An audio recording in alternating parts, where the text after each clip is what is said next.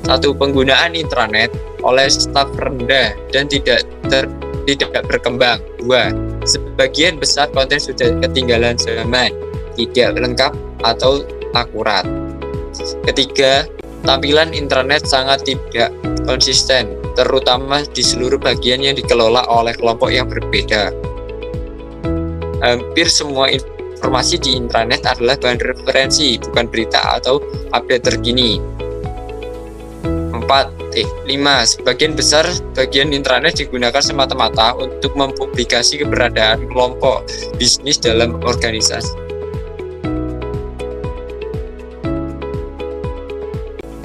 D. Availability, ketersediaan. Layanan televisi digital disampaikan menggunakan internet protokol, biasanya melalui koneksi broadband.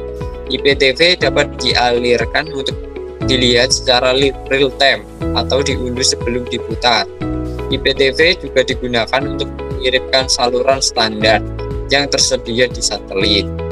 Lalu ada juga opsi IPTV yang diunduh sebelum diputar, seperti yang mungkin dilakukan oleh banyak penyiar tradisional seperti BBC, Sky, atau ITV menggunakan distribusi peer-to-peer, di mana banyak pengguna mengunduh dan berbagi kecil dari program tersebut.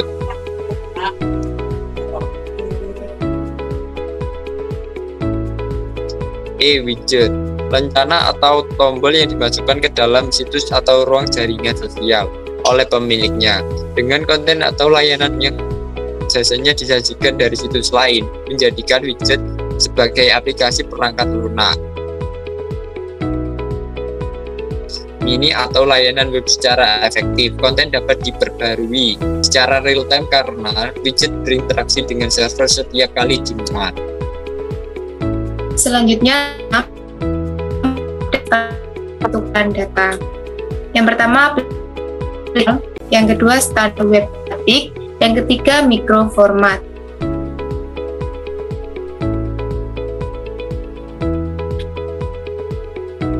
Yang pertama, aplikasi XML. Salah satu aplikasi XML yang diadopsi secara luas adalah Dublin Core Metadata Initiative atau DCMI, www.dublincore.org.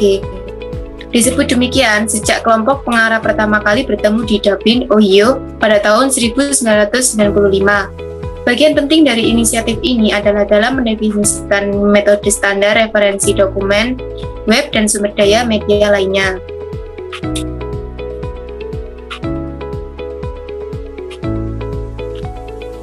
Kedua, standar web termasuk data dengan makna yang ditentukan, peran informasi yang lebih baik antara komputer dan antara orang dan komputer. Agen, program perangkat lunak yang dapat membantu manusia dengan mengumpulkan informasi secara otomatis dari internet atau bertukar data dengan agen lain berdasarkan parameter yang diberi oleh pengguna.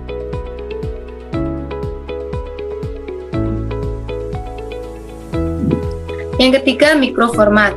Kumpulan format sederhana berdasarkan XHTML untuk mendeskripsikan dan bertukar informasi tentang objek, termasuk ulasan produk dan perjalanan, resep, dan informasi acara.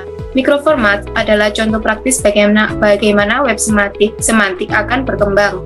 Data dapat dipertukarkan melalui mikroformat standar seperti kalender dan review yang digunakan untuk memasukkan data dari situs lain ke dalam daftar Google www.microformat.org. Yang ketujuh, tata kelola internet. Di antaranya A. Prinsip netralitas bersih. B. Perusahaan internet untuk nama dan nomor yang ditugaskan atau ICANN.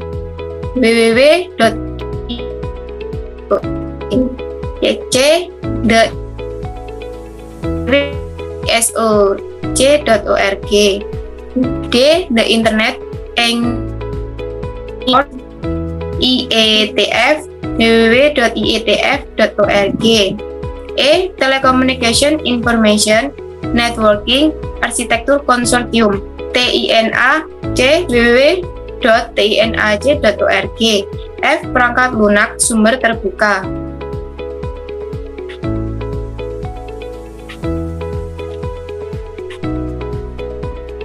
Pertama, prinsip netralitas bersih.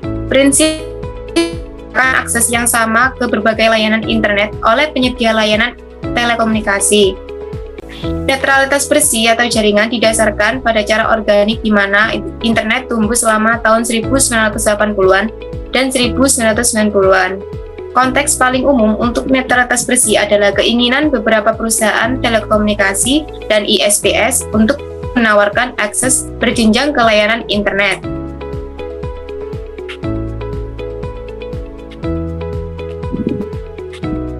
Yang kedua, perusahaan internet untuk nama dan nomor yang ditugaskan. Internet Corporation for Assigned Names and Numbers atau ICANN adalah badan nirlaba domain dan alokasi serta manajemen alamat IP. Tahun 2002, ICANN hanya memiliki 14 staf dan 19 anggota Dewan Direktur Sukarelawan yang diketuai oleh Dr. Vinton Cerf, yang oleh banyak orang dianggap sebagai bapak internet. Pernyataan kebijakan di situs menunjukkan bahwa kebijakan ICANN dipengaruhi oleh berbagai pemangku kepentingan. Tetapi kontrol utama adalah badan peninjau independen yang terdiri dari 10 orang.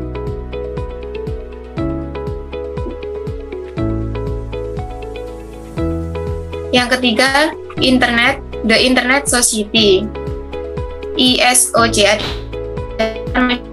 profesional yang dibentuk pada tahun 1992. Ini meringkas tujuannya sebagai masa depan internet dan untuk memberikan kepemimpinan dalam mengatasi masalah yang dihadapi organisasi rumah untuk kelompok yang bertanggung jawab untuk standar infrastruktur internet, termasuk Internet atau IETF dan Internet Architecture Board atau IEB.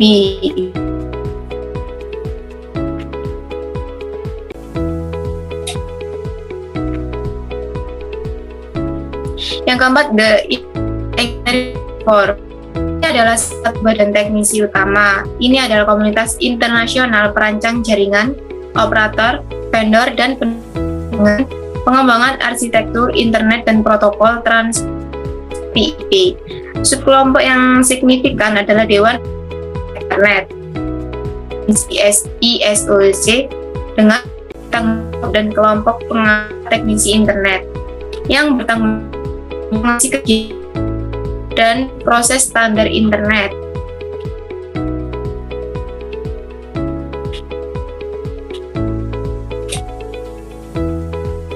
Selanjutnya, Telecommunication Information Networking Architecture Consortium. Konsorsium ini mengambil pandangan tingkat yang lebih tinggi tentang bagaimana aplikasi berkomunikasi melalui jaringan komunikasi.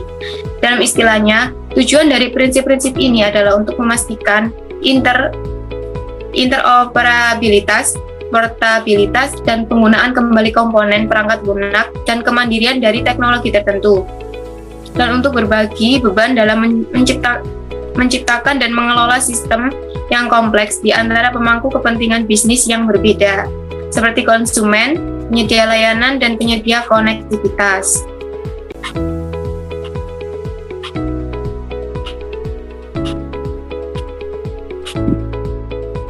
Selanjutnya, perangkat lunak sumber terbuka. Dikembangkan secara kolaboratif, independen dari vendor oleh komunitas pengembang dan pengguna perangkat lunak. Pemilihan perangkat lunak open source untuk mendukung aplikasi bisnis digital merupakan keputusan penting bagi siapapun yang mengelola infrastruktur teknologi untuk sebuah perusahaan. Perangkat lunak open source sekarang signifikan dalam banyak kategori yang relevan dengan bisnis digital, termasuk sistem operasi, browser, server web, aplikasi kantor, dan sistem manajemen konten, termasuk blog.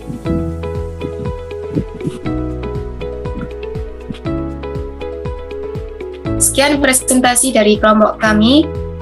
Wassalamualaikum warahmatullahi wabarakatuh.